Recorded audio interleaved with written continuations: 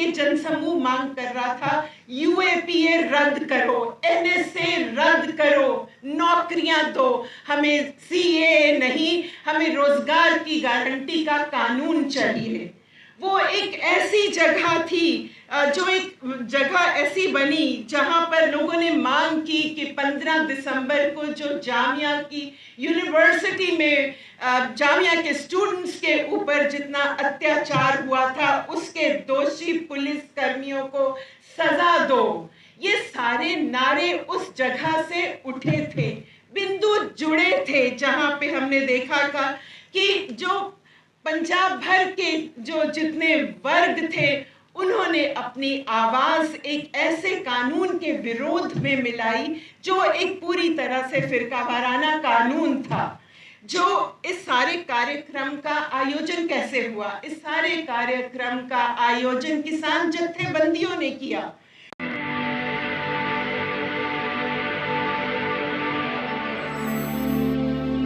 छोड़ के जाना पड़ा, वो विस्थापित हुए, और उन सारी मुश्किलों के रहते हुए हमने अपनी बहन मुमताज़ को भी सुबह सुना, जो बोल नहीं पा रही थी, कह नहीं पा रही थी, जिस दौर से वो गुजरी हैं और गुजर रही हैं। मैं उस बात का सम्मान करना चाहती हूँ। मैं चाहती हूँ कि मैं उन्हें सलाम कहूँ, उन महिलाओं को जिन्होंने इस दौर में जो उनके साथ गुजरा है वो सहा और आज हमारे साथ में आई। मैं चाहती हूँ इस बात को भी कि हम ये सोचें कि ये फरवरी का वो सप्ताह है जिसे नॉर्थ ईस्ट दिल्ली के लोग कभी भुला नहीं पाए। हमारे साथियों ने सुबह से ये बात की कि उनकी ज़िंदगी जैसे ठहर गई, जिस तरह की उनके ऊपर मुसीबतें टूटी थी वो आज भी जारी हैं, और जैसे कि हमारी कॉम्पनसेशन की रिपोर्ट ने बताया है कि वो किसी भी जगह पे पहुंच नहीं पाए, उन्हें किसी किस्म का इंसाफ नहीं मिला। तो आज जब हम इस जगह पे इकट्ठे हुए हैं, इस सभा में इकट्ठे हुए हैं, इस सभा का जुड़ना, एक जगह बनाना बातचीत की, ये एक कोशिश है याद को बनाए रखने की। और आज से ठीक 5 साल पहले लोगों ने जो हिंसा सही, जिस नफरत का वो शिकार हुए, आज यहाँ बैठना उस याद को जिंदा रखना है, उन लोगों के इंसाफ की लड़ाई में हमें शामिल मानना है, और साथ ही नॉर्थ ईस्ट दिल्ली के जो औरतें, मर्द और बच्चे जिन्होंने पहली भी अपनी टेस्टिमनी में बात की, उन बच्चों के अनुभव की सच्चाई को स्वीकार करना है। हम आज यहाँ पे खड़े हुए हैं ये कहने के लिए कि ये सचमुच ही भूल जाने के लिए मजबूर किए जाने और याद रखने की और स्मृति को बनाए रखने की आग्रह के बीच का संघर्ष है, और आज हम सब इस संघर्ष में शामिल हैं। फरवरी 2020 की घटना के ऊपर हम जानते हैं कि एक स्टेट नैरेटिव भी है, जहां कहा गया था, रिपोर्ट दायर की गई थी और ये सरकार की तरफ से कहा गया था कि ये एक साजिश थी जो रची गई थी हिंदुस्तान को बदनाम करने की, यहाँ की जो मेजॉरिटी कम्युनिटी है उसके ऊपर जुल्म करने की, और ये जो साजिश है उसको बरकरार उन्होंने कोर्ट ने, सरकार ने पूरी संरक्षण दी थी। आज जब हम यहाँ इकट्ठे हुए हैं तो हम ये भी कहना चाहते हैं कि हम ये इस नैरेटिव को, हम पर थोपे गए इस नैरेटिव से इनकार करते हैं, और आज जो हमारे बीच में जिस तरह से लोगों ने अपनी टेस्टिमनीज रखी, हम उन अनुभवों को सलाम कहते हुए उस बात पे अपना यकीन, अपनी आवाज़ जोड़ते हैं।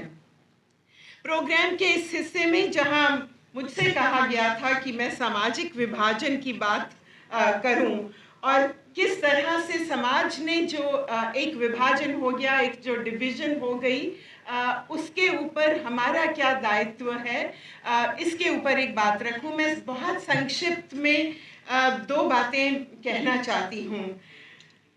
सबसे पहले मेरी पहली मानना है कि ये जो सामाजिक विभाजन है ये एक व्यक्तिगत विभाजन का मसला नहीं है, ये एक स्टेट प्रोजेक्ट है जो शुरू किया गया और जिसके हम चलते हुए इसका हिस्सा बने। आज जो हमारे देश के विभिन्न हाशियाग्रस्त वर्ग हैं, जो असल में मुल्क की मेजॉरिटी है, वो राज्य के विकास का जो प्रोजेक्ट है उसका सामूहिक तौर पर शिकार हैं। ये सरकार सिर्फ एक छोटे वर्ग के लिए काम करती है। 6% लोगों के लिए बजट बनता है और कहा जाता है सबका विकास। ये एक ऐसी विकास का तरीका है जहां हवाई सेवाएं बनाई जाती हैं, सुपरफास्ट रेलवे की परियोजनाएं दाखिल की जाती हैं, जहां मल्टी लेन हाईवे बनाए जाते हैं सिर्फ एक छोटी आबादी के लिए। इन परिक्राओं के चलते हुए देश की अधिकतर आबादी जो है वो और हाशियाग्रस्त होती है। किसानों की ज़मीनें छिनती हैं, मजदूर विस्थापित होते हैं, रोजगार के नाम पर जो विशाल वर्ग के लिए खोल दिए जाते हैं, जो जंग ग्रस्त इलाके इजराइल, यूक्रेन, रशिया में रोजगार के रास्ते यहाँ खोल दिए जाते हैं उनके लिए डंकी रूट, जहां वो अपने घर बार अपना सब कुछ बेचकर जाएं और फिर हथकड़ियां लगाकर बेड़ियां पहनकर बेइज्जत करके लौटा दिए जाएं वापस भारतवर्ष में। ये है इस विकास का ये मॉडल, और जिसके अंदर छोटे रोजगार उजाड़ दिए जाएं जीएसटी और नोटबंदी के साथ, और महिलाओं को बाहर कर दिया जाए रोजगार के हर या एक नागरिक होने के तौर पर भी, और उन्हें बदल दिया जाए एक वेलफेयर कैटेगरी में, जो हर इलेक्शन के समय 2000-2500 के जो उनको वादे और बहकावे हैं उनमें झोंक दिया जाए। इस विशाल वर्ग के अनुभवों को सामूहिक अनुभव के रूप में ना देखा जाए, इसके लिए मजहबी नफरत जो है उसकी सियासत सामने आती है। ये कभी सामूहिक ना बने, ये कभी इस तरह से ना बने कि जो मार्जिनलिटी का एक सामूहिक अनुभव है वो बन ही ना पाए। हर सेक्शन, हर छोटा वर्ग अपने ऊपर उत्पीड़न के वार में ही उलझ जाए। मुसलमानों की लड़ाई मुसलमान लड़े, दलितों की लड़ाई दलित लड़े, महिलाओं की लड़ाई महिलाएं लड़े, पर बिंदु जुड़े ना। पर जब बिंदु जुड़ते हैं तब इस स्टेट के लिए एक मुसीबत खड़ी होती है, एक चैलेंज बनता है, और लड़ाई सामूहिक बनने की संभावना खुलते ही जो स्टेट है उसके लिए खतरा बनता है। शाहीन बाग आंदोलन एक ऐसी मिसाल थी जहां नागरिक संशोधन जो बिल था, जो मुस्लिम विरोधी था, उसको एक चुनौती दी गई, और इसे भारत के गरीब और हाशियाग्रस्त वर्ग के लिए भी खतरनाक माना गया। एक व्यापक लड़ाई की शुरुआत हुई जो भारत भर में फैली। मैं याद दिलाना चाहती हूँ एक एग्जाम्पल देके, और उसमें ख़त्म करूँगी कि 16 फरवरी 2020 की विशाल मलेरकोटला की रैली, जो शायद हिंदुस्तान भर में हो रही सबसे बड़ी रैलियों में शामिल थी, जिसमें सिख समुदाय के किसान महिलाओं के हरे और केसरी दुपट्टे और हजारों की गिनती में अपने लिबासों में बैठी हुई मुसलमान औरतें, जैसे एक जन सैलाब था लाखों की गिनती में मलेरकोटला की धरती पे वो लोग जमा हुए थे। पंजाब भर से बसें, ट्रकें, ट्रॉलियां आई थी जिसमें किसान शामिल थे, जिसमें मुलाजिम शामिल थे, जिसमें मजदूर शामिल थे, और वो वहाँ पहुँचे थे मलेरकोटला। दिल्ली से भी विद्यार्थी पहुँचे थे, हमारे बहुत सारे जो मानवीय अधिकारों के कारकुन हैं वो भी पहुँचे थे।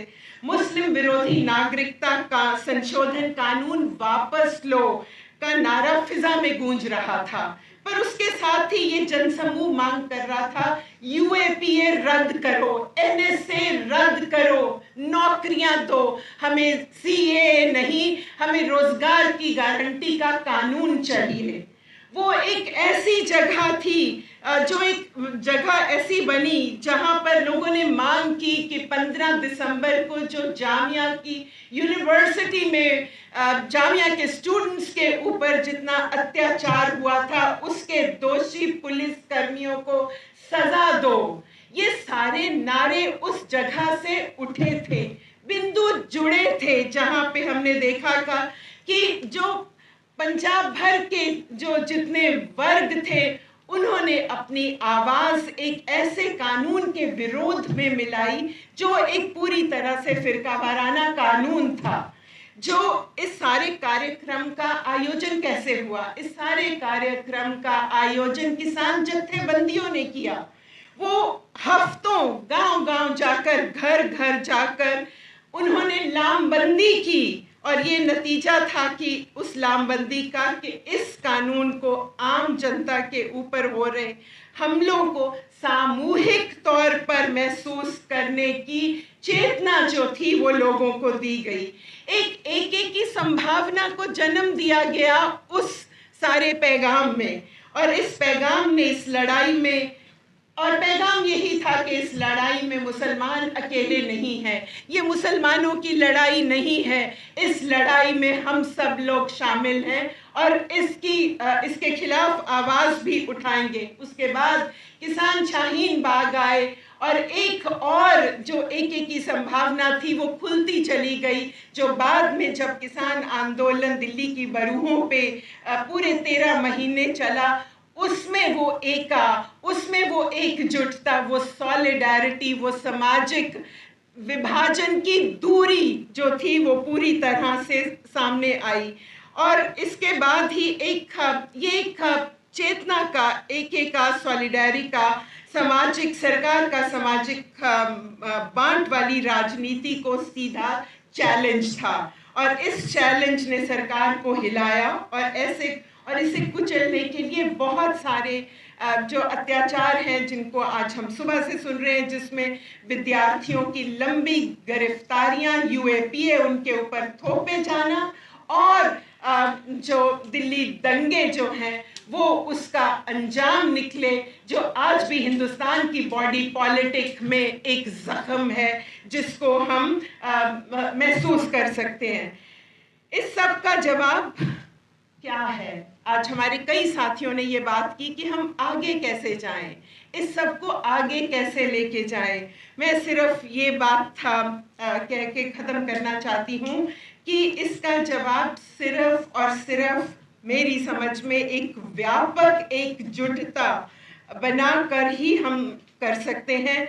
जो अलग अलग जत्थेबंदियाँ, समूह या ऑर्गेनाइजेशन जिनके साथ हम सब जुड़े हुए हैं, आज ये हम सब की, जो नॉर्थ ईस्ट दिल्ली से नहीं आए, जिन्हें सुबह से कहा जा रहा है हम शहर से आए हैं, हम दूसरी जगह से आए हैं, ये ऐतिहासिक जिम्मेदारी हमारे ऊपर पड़ती है कि हम इस सांझ को कैसे आगे ले जाएं और इस बांटने वाले प्रोजेक्ट को किस तरह टक्कर दें।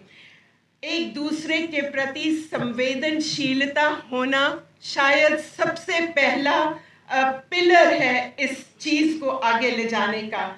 हम में संवेदना होगी तभी हम लड़ने के लिए सामने आएंगे, पर इस संवेदना को संघर्ष में कैसे बदलना है, आज हमारे आगे ये सवाल है। हम इस संवेदना को कैसी दिशा देते हैं, हम इस संवेदना को संघर्ष में तब्दील करके भारत का जो हाशिए पे पड़ा हुआ हर वर्ग है उसकी एकता किस तरह से बनाते हैं। आज मैं चाहती हूँ कि मेरा ये चैलेंज है, ये मैं आपके साथ भी साझा करती हूँ। हमें सिर जोड़कर बैठना होगा, ये सोचना होगा कि हम अपनी संवेदना को अगले पड़ाव में इंसाफ की लड़ाई में कैसे लेकर जाएं। आपका बहुत बहुत शुक्रिया। अगर आपको लगता है कि हमारा काम बहुजन समाज के लिए महत्वपूर्ण है, तो आप हमें आर्थिक सहयोग के लिए सीन दिखाए गए QR कोड स्कैन और फोन पे और गूगल पे और UPI और बैंक अकाउंट में कर सकते हैं। फोन पे, गूगल पे 9250529129। UPI 9250529129@YBL। Bank account state bank of India AC 104299462008। IFSC code SBIN 00066563। आपका छोटा से छोटा सहयोग समाज और हमें और मजबूत करेगा, जिससे हमें बहुजन पत्रकारिता में और निष्पक्ष बनाने में मजबूत करेगा। जय भीम, जय भारत।